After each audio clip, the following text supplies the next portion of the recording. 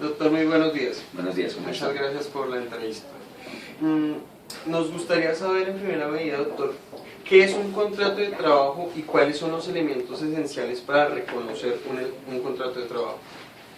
Pues en nuestro código colombiano y en la gran mayoría de legislaciones se habla que el contrato de trabajo es la vinculación que existe entre una persona natural con otra persona natural o jurídica para la prestación de unos servicios subordinados.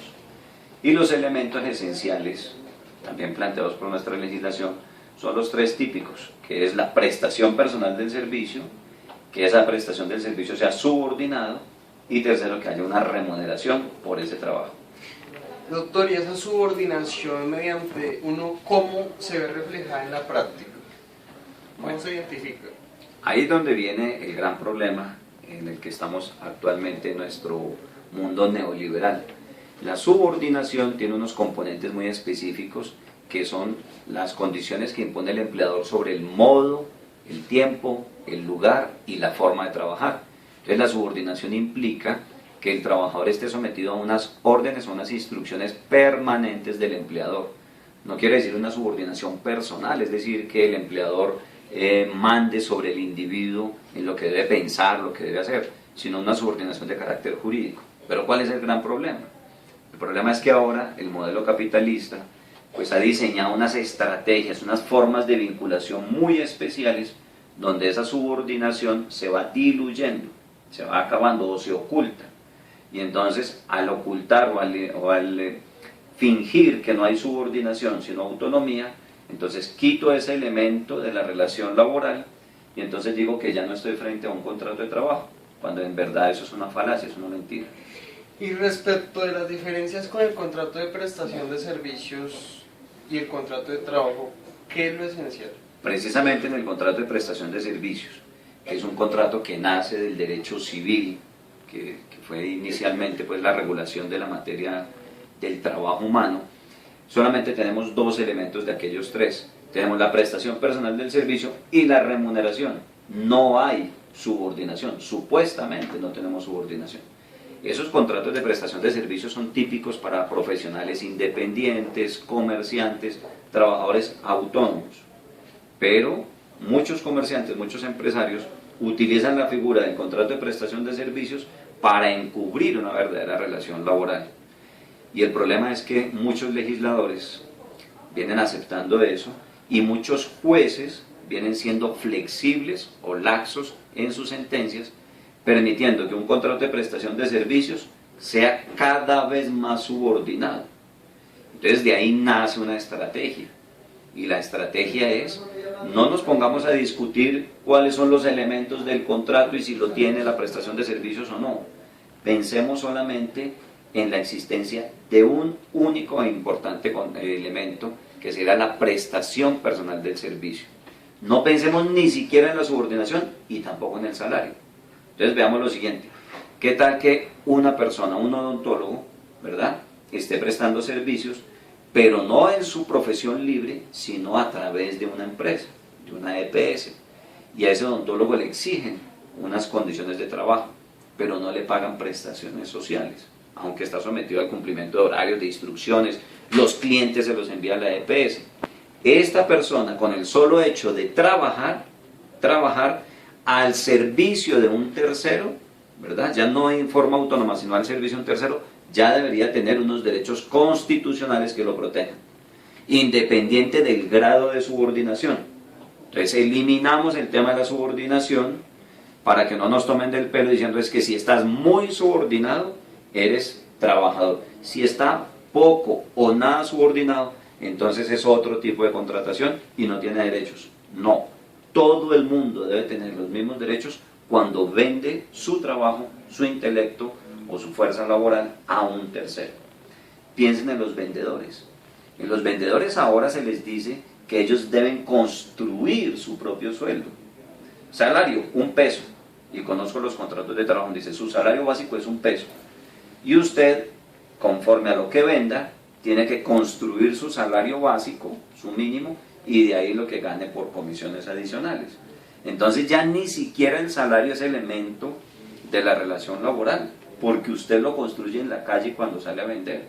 pero usted no está vendiendo sus productos, lo que usted hizo en su casa, con su familia, como un artesano, no, usted está vendiendo un producto de un tercero, o sea, usted está trabajando para un tercero. Doctor, en cuanto a las diferencias en las prestaciones sociales, ¿qué percibe un trabajador y qué percibe un contratista? Pues el trabajador se le aplica todo el Código Sustantivo del Trabajo y tiene 3 paquetes de prestaciones sociales. Lo que se denominan las prestaciones sociales comunes, cesantías, intereses, primas y vacaciones.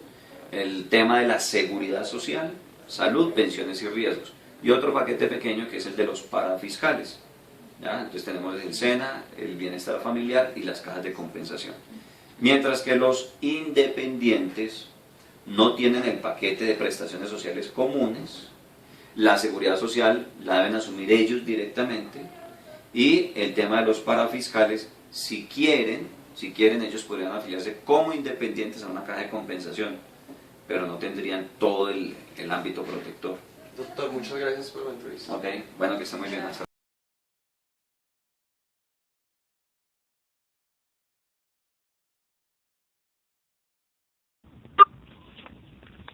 Laureano Alfredo Chilewit Salcedo es un médico especializado en neurocirugía. En 1988 fue contratado por Colsanitas S.A. en calidad de médico adscrito para atender consulta a los pacientes enviados a su consultorio particular. Tiempo después, dicha entidad planeó y ejecutó la construcción de una clínica con consultorios médicos que hiciera parte de ella. Se denominó Clínica Reina Sofía. A partir de ese año, 1993, debió cumplir obligatoriamente reglamentos, condiciones, procedimientos, etc., cambiando la relación de médico adscrito a la de médico vinculado, a través de un contrato verbal de trabajo, que se mantuvo hasta el día 30 de noviembre de 1999.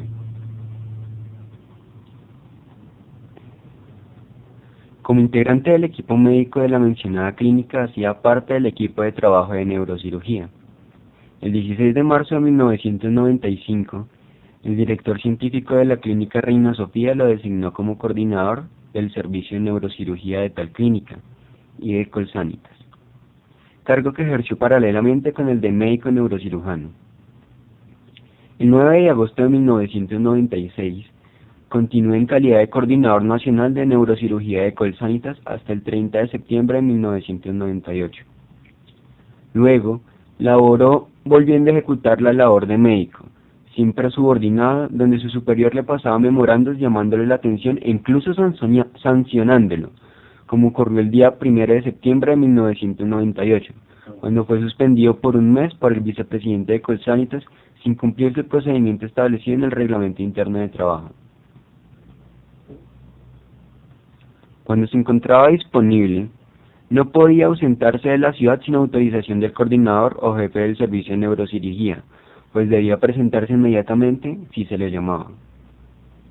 En desarrollo de esa vinculación laboral, estaba obligado a actuar como médico de Colsanitas, en urgencias de acuerdo al turno de disponibilidad, realizar consultas en las instalaciones de la clínica, atender pacientes hospitalizados, acudir a las juntas médicas, contestar requerimientos e informes, participar en actividades académicas dispuestas por la institución, al igual que efectuar cirugías programadas en los días y horas que estipule la clínica, con equipo quirúrgico y ayudantes de las accionadas.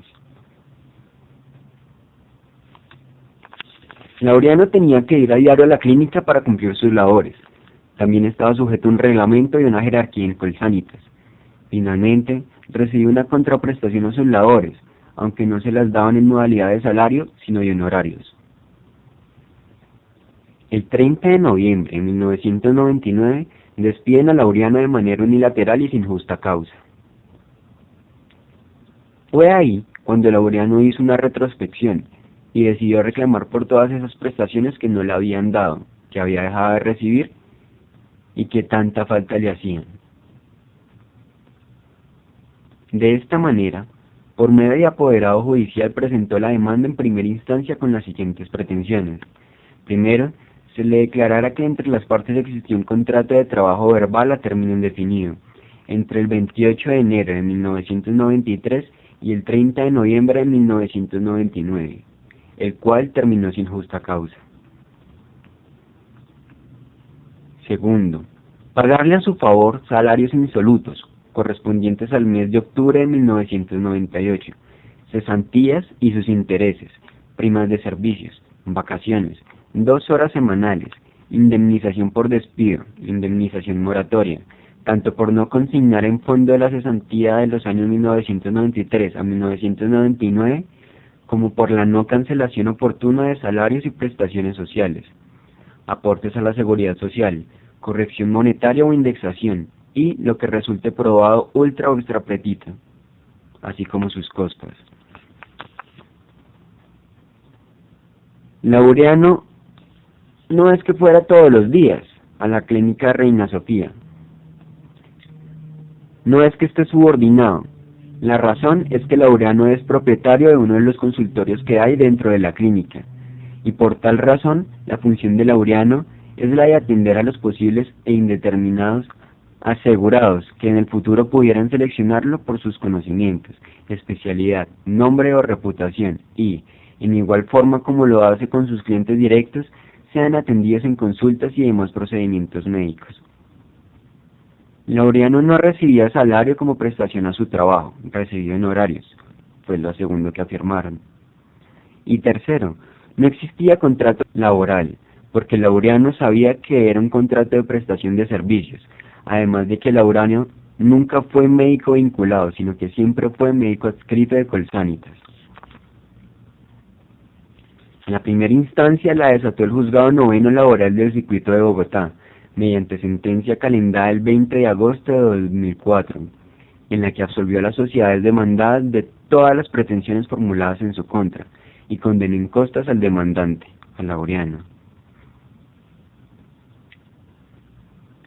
Apeló la parte actora y el Tribunal Superior del Distrito Judicial de Sincelejo confirmó íntegramente el fallo absolutorio de primer grado y se abstuvo de condenar en costas de alzada. Esto por considerar que el demandante, aunque probó que prestaba servicios de salud, no logró nunca probar lo que alegaba como un contrato de trabajo con Colsanitas.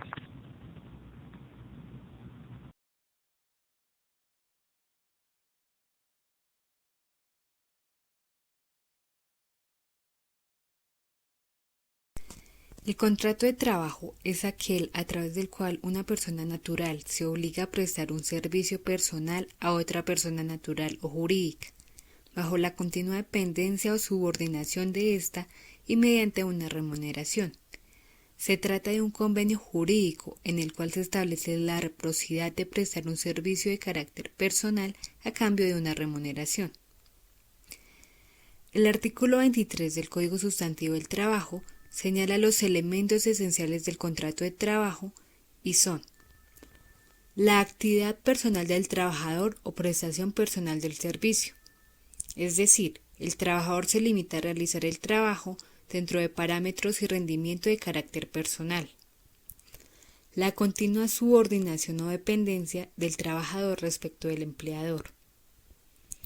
Un salario como retribución directa del servicio, entendiéndose por este no solo la suma fija y ordinaria pactada como contraprestación, sino todos aquellos beneficios en dinero o especie recibidos por el trabajador en virtud de la labor realizada.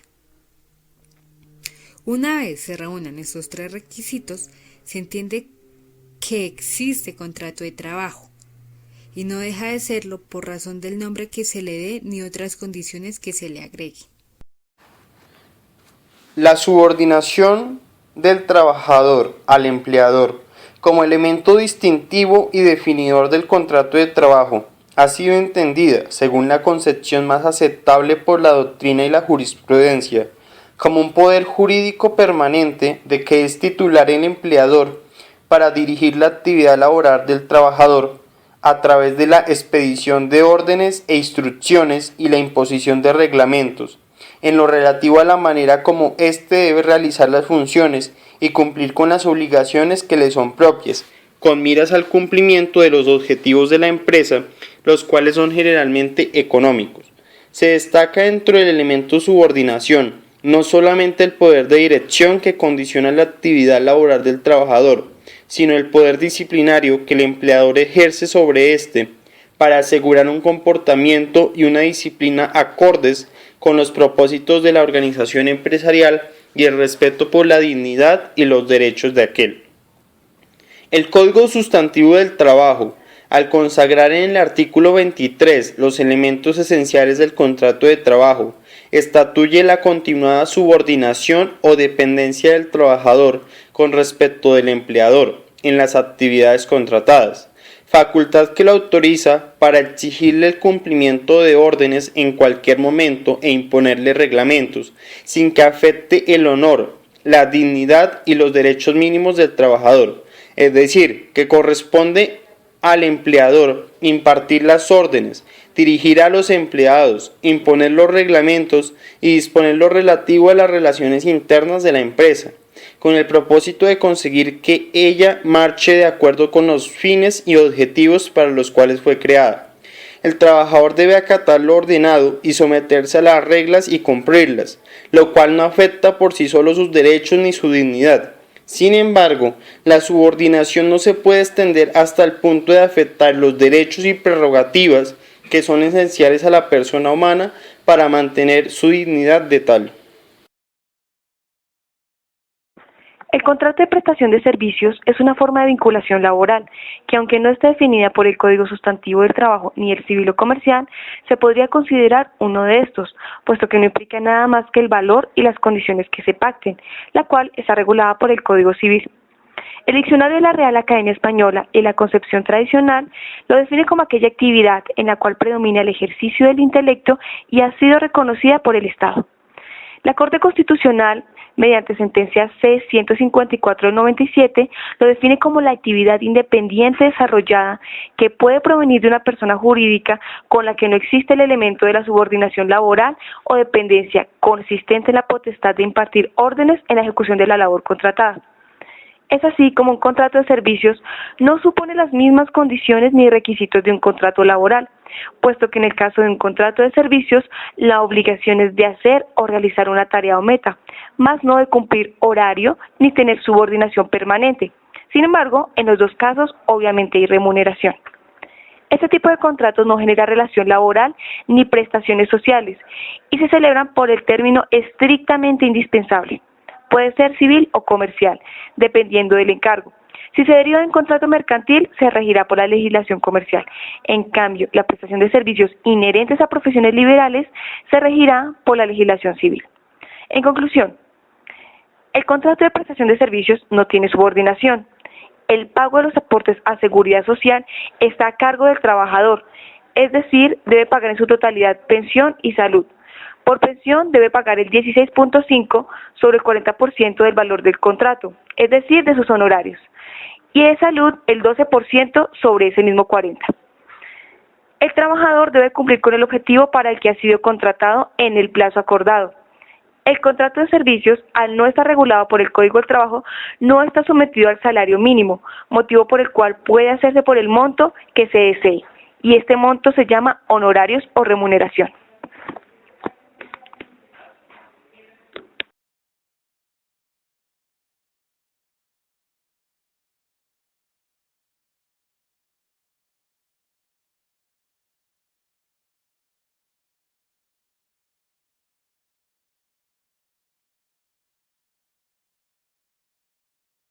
Conforme a la pregunta que me acaban de hacer de qué es el contrato de realidad, primero tenemos que decir que parte de la Constitución. El artículo 53 es el que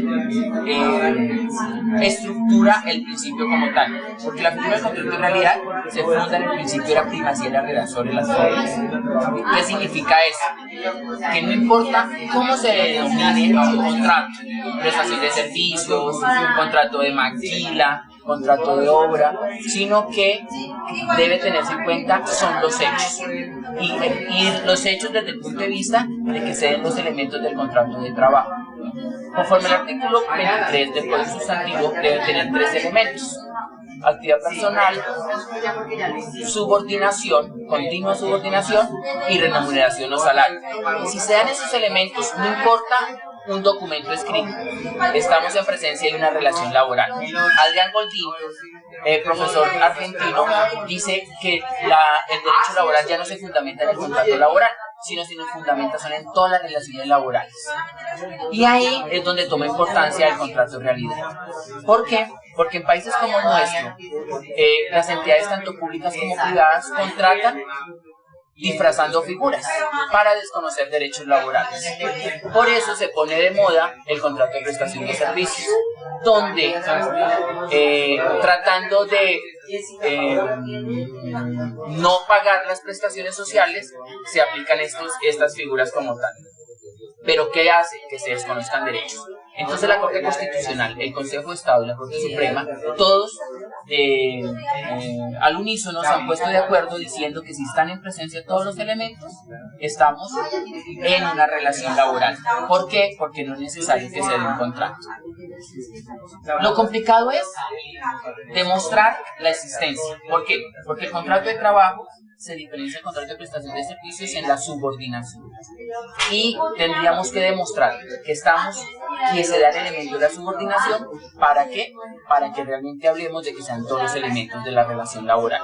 Si no se demuestra la subordinación como tal, no podremos hablar que estamos en presencia de una relación laboral. Y ese es lo más complicado del contrato de prestación de servicios. Porque realmente sí existe el contrato de prestación de servicios en el Estado colombiano, pero la connotancia en el desempeño de las actividades es diferente a la que realiza un trabajador. Primero, no se pueden denominar a ambos trabajadores. Solamente sería trabajador el que esté vinculado mediante un contrato de trabajo. Pero si a este contratista lo ponen a cumplir horario, le dan órdenes, ¿sí? Y además de eso le pagan una suma, se estaría disfrazando la relación laboral. Por eso el elemento primordial es la subordinación. ¿Y qué se quiere con figuras como el contrato de realidad? Que sean una herramienta, un instrumento. Me explico. Deben ser una garantía para la defensa de los derechos fundamentales, y en este caso del principio fundamental de la primacía de la realidad sobre las formas. ¿Qué es el contrato de trabajo realidad? Pues bien, es aquel contrato que, aunque no se definió ni se formalizó, la ley considera que existe por la naturaleza misma de las actividades desarrolladas por el trabajador. El contrato de trabajo realidad encuentra su amparo en el artículo 53 de la Constitución Política y en el artículo 23 del Código Sustantivo del Trabajo, otorgándole la categoría de principio rector dentro del ordenamiento jurídico, permitiendo que la demostración de la realidad debe imperar sobre el principio de vínculo formal. Recordemos que la relación de trabajo se encuentra constituida por tres elementos: la subordinación, la prestación personal del servicio y la remuneración por el trabajo cumplido. Entonces, en el fondo del asunto, se dan estas condiciones: subordinación, prestación personal del servicio y remuneración del trabajo cumplido, donde prima la realidad contractual frente a cualquier formalidad acordada entre las partes. El artículo 24 del Código Sustantivo del Trabajo dispone que se presume que toda relación de trabajo personal está regida por un contrato de trabajo, lo cual implica un traslado de la carga de la prueba al empresario, pues la relación del trabajo subordinado nace fundamentalmente de la realidad de los hechos. De modo que de poco sirve recurrir a maniobras, figuras y artificios para ocultar o disfrazar una relación laboral, pues la realidad será la que se impondrá.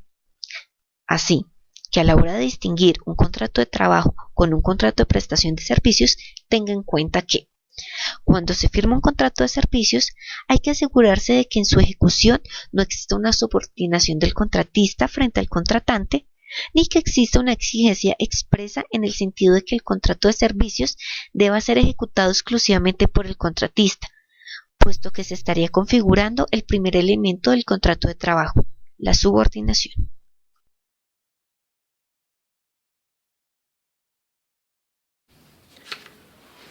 En mérito de lo expuesto, la Corte Suprema de Justicia, Sala de Casación Laboral, administrando justicia en nombre de la República de Colombia y por autoridad de la ley, casa parcialmente la sentencia proferida en descongestión el 12 de marzo de 2007 por la Sala Civil, Familia, Laboral del Tribunal Superior del Distrito Judicial de Sincelejo, en el proceso adelantado por Laureano Alfredo Chileut Salcedo contra las sociedades Clínica Colsanitas S.A. y Compañía de Medicina Prepagada Colsanitas S.A., en cuanto no declaró la existencia del contrato de trabajo y absolvió a las demandadas de las cesantías, interés a la misma, prima de servicios, vacaciones e indexación. Como quiera que en el transcurso de la RITI se demostró que durante el tiempo en el que éste estuvo como jefe o coordinador del servicio del Departamento de Neurocirugía, recibió órdenes o instrucciones de funcionarios de la Clínica Colsanitas S.A., Clínica Reina Sofía, presumiéndose por tanto la subordinación en los términos del mencionado artículo 24 del Código Sustantivo del Trabajo, así como las pruebas documentales que obran en el expediente, en donde se prueba la programación para turnos de disponibilidad del servicio de neurocirugía de la Clínica Reina Sofía para los meses de noviembre y diciembre de 1995. Igualmente, con las cartas dirigidas por parte del presidente del Comité de Láser de la Clínica, Dr. Jorge Felipe Ramírez, dirigidas al actor, en donde refieren la asistencia a reuniones, y en la primera de ellas se imparten instrucciones solicitándosele a este como coordinador de neurocirugía. Al igual, se puede vislumbrar en el expediente el memorando de fecha 5 de junio de 1998, en donde el director científico de la Clínica Colsanitas le reclama al demandante el estricto cumplimiento en la programación de salas de cirugía.